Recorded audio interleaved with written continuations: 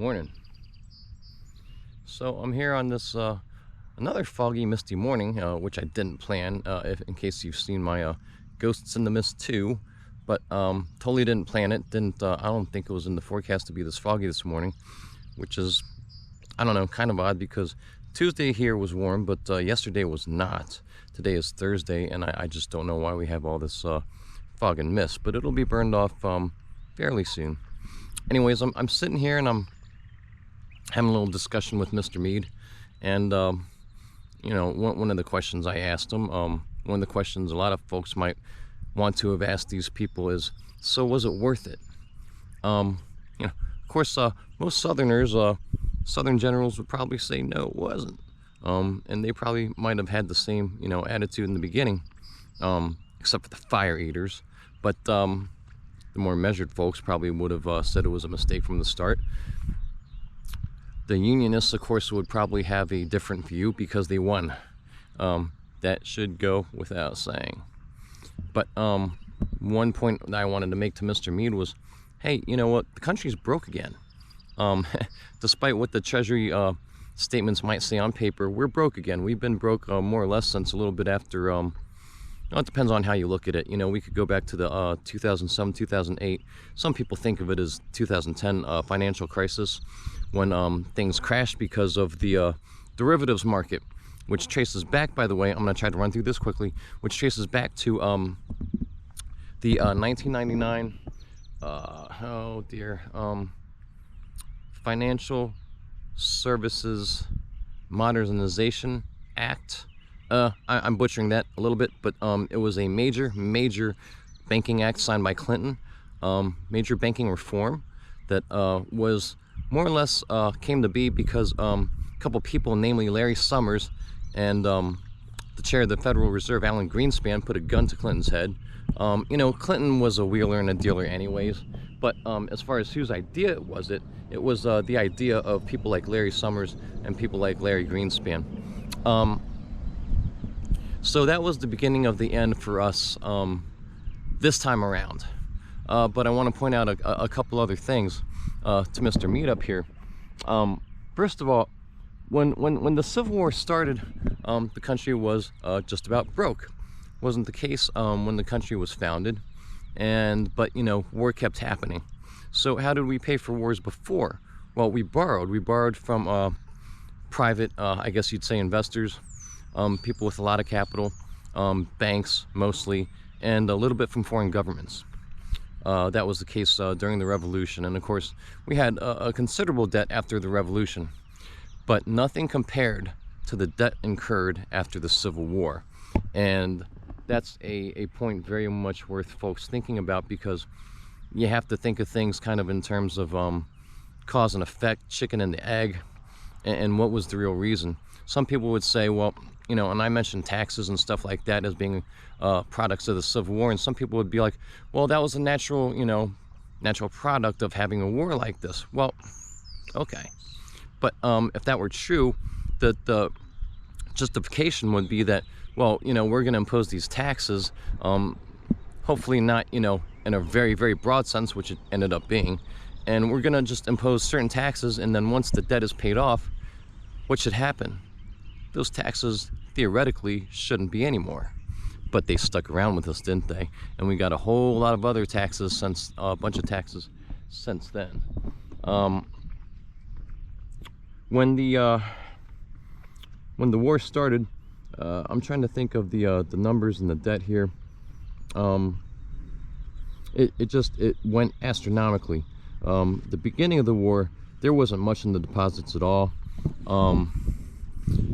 I think the nation was, oh geez, it was down to very little at all. But the point being is that we had already reached the point, this is important, before the war, of having less money in reserves than we were putting out on paper, that we were paying out. Than, you know, more money, we said we had more money than we really did that could be backed. Now this goes back to something that folks who are familiar with economics call the gold standard and the silver standard.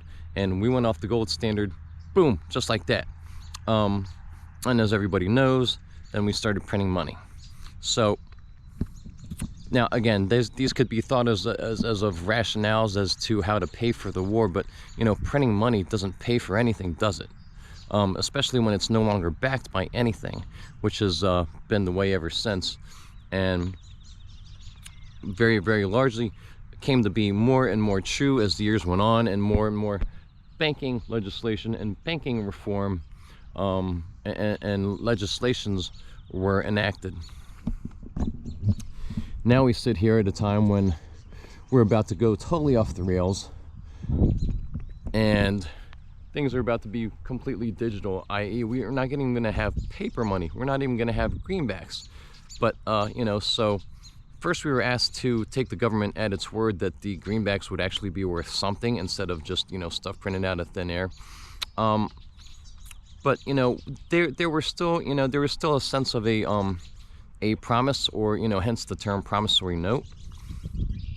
And, you know, so for, but basically, essentially, you know, that don't get into the, don't hold me on nuts and bolts here, but you know, essentially, between the time of the Civil War and, let's say, by the time around of the last millennium, like I mentioned in 1999-2000, the U.S. could still at least claim, and it depends on how you look at figures, right? And if you really know your stuff, but it could at least claim that the money was still backed by something, i.e. T-bills, treasury bills, or, you know, they were backed by shares of the government's worth, or what it said it was worth, which can always be debated. Now we're moving away from, so we've moved away from, you know, money being backed by gold to money being backed by silver, step down, then another step down, money being backed by T-bills, and now we're about to go cashless. How many folks thinks that's a good idea? Raise your hands, class. So I think I've kind of made my points at this point about money, about debt, about the Civil War. I'm already starting to slip away on time. I have a minute or two left. There were probably more things to say, but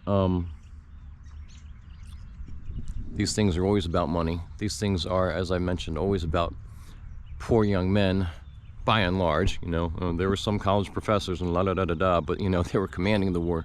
The war was fought largely by poor boys of various, you know, backgrounds and stuff, fighting for rich old men.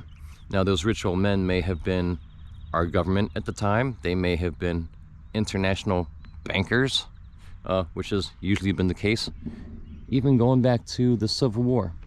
A lot of folks, you know, there's some things I'm not really at liberty to talk about here as far as roots and origins, as far as who was controlling the money, even back to the Civil War, as far as who owned, even who was largely even kind of in a cloak and dagger way, at least in America, at least since a certain time, really kind of running the slave trade. But I'm not really at liberty to talk about those people. I've already kind of said too much there, and I'm sure some people will get very, very angry at that statement and what I've implied, because it was kind of thinly veiled. But let me see, there was one thing that I wanted to mention here. Oh, well, let me see. Blah, blah, blah, blah, blah, blah, blah. No, that's not it. Oh, one other point that I wanted to make. As far as the economy back during the Civil War, let's talk about exports, and let's talk about real money, hard money. As far as North and South, did you know that before the Civil War started, Southern exports accounted for 70% of total U.S. exports? 70%. Now you tell me, do you really think this was just all about slavery, or do you think it was about money and economics, changing order, technology, and the North wanting to have dominance over the South? I'm going to keep pressing this. I'm going to keep talking more and more about this, and I may never convince certain people, and certain people may always hold it dearly in their hearts that it was about Abe Lincoln freeing the slaves and this and that, but that's on you. I've already, I think, given you enough material, and I'm going to try to start putting in more links, but again, I'm only at liberty to divulge so much information, and hopefully those of you who are interested in these matters will be able to follow the breadcrumbs, you know, and kind of take it from there. You're bright people, so you know it doesn't take it really does not take a scholar to figure this stuff out. It just takes a reasonably intelligent mind, a bit of research, and it takes the thought, just starts with the thought of, you know, I don't think we've been told the whole truth about this. And if you have those three things in place, then any of you can figure this out too. Anyhow, guys, I will see you soon. We'll see what else the day brings. Hopefully this stuff burns off pretty soon. It's supposed to. It's supposed to be a reasonably sunny day here, so let's cross our fingers. Later.